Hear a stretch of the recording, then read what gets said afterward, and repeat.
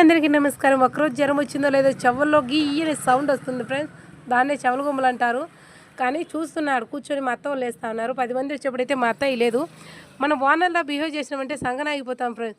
దోశలంగడి పెట్టాక మనం పని వల్ల అయినా మనమైనా హుషారుగా చేసుకుంటేనే దోశలంగడి. అంతేగాని నిమ్మక నీరెత్తినట్టు కూర్చుంటే పనులు అవ్వవు. నష్టపోతారంటే ఎందుకు నష్టపోరు ఫ్రెండ్స్?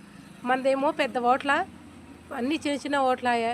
ఎవరు పనులు చేసుకుంటే లాభం వచ్చి తీసుకోవచ్చు, నష్టం వచ్చి సైలెంట్గా వెళ్ళిపోవచ్చు వచ్చింది పెట్టుబడి పెట్టుకొని. అంతేగాని 4 మనుషులు పెట్టుకుంటే వాళ్ళని మేపాలా, మనం తినాలా? ఎందుకు ఫ్రెండ్స్ వెచ్చులు చెప్పండి?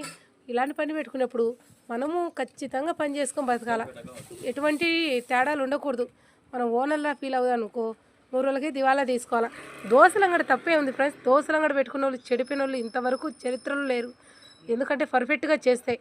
ఎదుటి వాళ్ళు కడుపు నింపినప్పుడు మనకు పస్తులు ఎందుకు పెడతాడు భగవంతుడు? ఖచ్చితంగా పెట్టడు. మనం గర్వపడి తినే అన్నం కాలదొరుకుంటే భగవంతుడు కూడా మనకు తగినట్టు చేస్తాడు. అంతే, దేవుడిని ఏం తప్పలేదు. సబ్స్క్రైబ్ మంచి